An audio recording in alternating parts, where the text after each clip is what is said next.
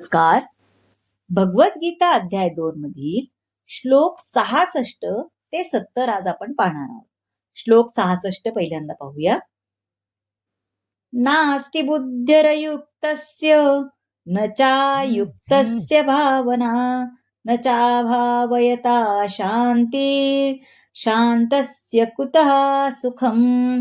म्हणजे जो भगवंताशी संबंधित कृष्ण भावनेशी संबंधित नाही त्याच्याकडे दिव्य बुद्धी असत नाही किंवा त्याचे मनही स्थिर असू शकत नाही. दिव्य बुद्धी आणि स्थिर मनाशिवाय शांती प्राप्त होण्याची शक्यताच नाही. आणि शांती वाचून सुखप्राप्ती कशी होऊ शकेल? जेव्हा एखादा मनुष्य जाणतो की तप यज्ञ यांच्या शुभफलांचे श्रीकृष्ण हेच केवळ भोक्ता आहेत. संपूर्ण सृष्टीचे स्वामीही तेच आहेत. सर्व प्राणी मात्रांचे सुद्धा तेच आहेत, खरे मित्र आहेत. तेव्हाच त्याला वास्तविक शांतीची प्राप्ती होते. कृष्ण भावना ही स्वयंप्रकाशित शांत स्थिती आहे जी केवळ श्रीकृष्णाशी संबंध ठेवल्यानंतरच प्राप्त होते, है ना. आता श्लोक 67 पाहूया. इंद्रियाणां हि चरतां यन्मनोनुविधीयते तदस्य हरति प्रज्ञां वायुर्नावमिवाम्भसि.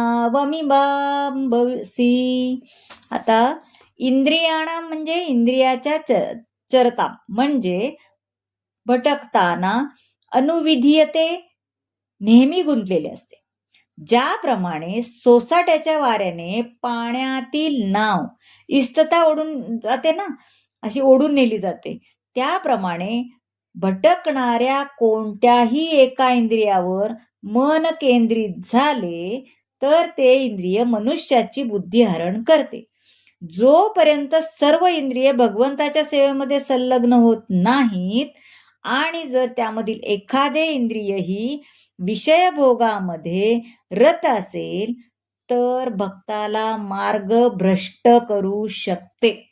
म्हणून सर्व इंद्रिये कृष्ण भावनेमध्ये निमग्न करणे आवश्यक आहे, कारण मनाला नियंत्रित करण्याची योग्य प्रक्रिया तीच आहे.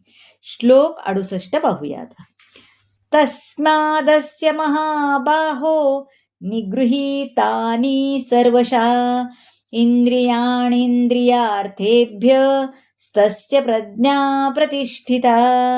तस्मात म्हणजे म्हणून, हे महाबाहू, ज्याची इंद्रिये विषयांपासून नियंत्रित केलेली असतात त्याची बुद्धी निश्चितपणे स्थिर झालेली असते.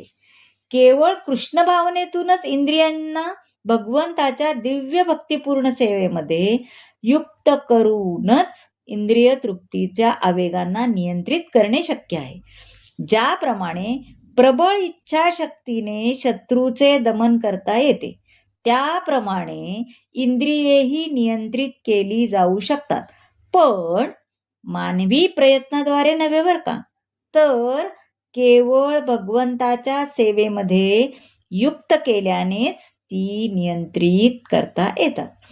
कृष्ण भावनेनेच एखाद्याची बुद्धी वास्तविकपणे स्थिर होऊ शकते आणि या कलेचे आचरण एखाद्या आध्यात्मिक गुरूंच्या मार्गदर्शनाखाली केले पाहिजे. त्याला साधक किंवा मोक्ष प्राप्ती करता योग्य असा परीक्षार्थी म्हणले जाते, है ना. आता श्लोक 69 पाहूया. या निशा सर्वभूतानां तस्यां जागर्ति संयमी यस्यां जागृती भूतानि सा निशा पश्यतो मुने. यामध्ये सर्व जीवांची जी रात्र असते ती आत्मसंयमी मनुष्याच्या जागृतीची वेळ असते आणि सर्व जीवांची जी जागृतीची वेळ असते ती आत्मनिरीक्षण करणाऱ्या मुनींची रात्र असते.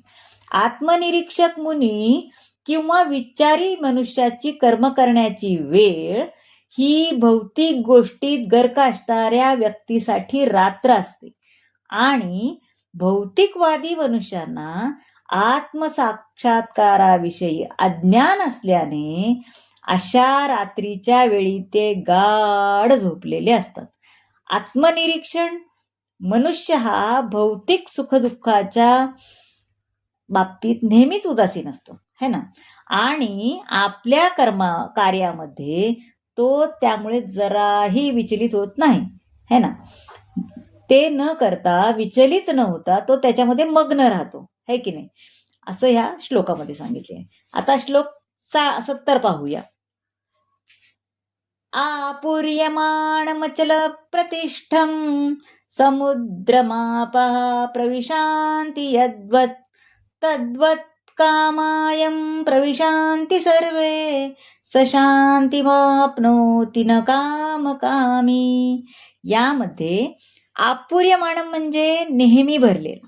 ज्याप्रमाणे समुद्र नेहमी भरत असूनही शांत असतो, त्याप्रमाणे जो मनुष्य समुद्रात अव्याहतपणे प्रवेश करणाऱ्या नद्यारूपी इच्छांच्या प्रवाहाने विचलित होत नाही, केवळ तोच शांती प्राप्त करू शकतो. आणि अशा इच्छा तृप्त करण्यासाठी जो झगडतो त्याला शांती प्राप्त होत नाही. आता पहा, समुद्र आणि आपली मर्यादा ओलांडत नाही, है की नाही. समुद्रामध्ये प्रवेश करणाऱ्या नद्यांप्रमाणे मनुष्याच्या मनात अनेक इच्छा येत असतील. समुद्राला जशा अनेक नद्या मिळतात ना, तशा मनुष्याच्या मनात पण अनेक इच्छा येत असतील. पण जो कर्तव्यामध्ये दृढ असतो, इंद्रिय तृप्तीच्या इच्छांनी तो यत्किंचितही विचलित होत नाही. हेच कृष्ण भावना भावित मनुष्याचे प्रमाण आहे. आणि भक्तिपूर्ण सेवेमध्येच तृप्त असल्या कारणाने नेहमी समुद्राप्रमाणेच शांत आणि आनंदी राहू शकतो आणि पूर्ण शांतीचा आनंद घेऊ शकतो. तर मंडळी, कसा वाटला आजचा भाग? किती छान सांगितलंय ना सगळं. मला तर फारच आवडलं. तुम्हाला आवडलं असेल तर लाईक करा, शेअर करा, सबस्क्राईब करा. धन्यवाद.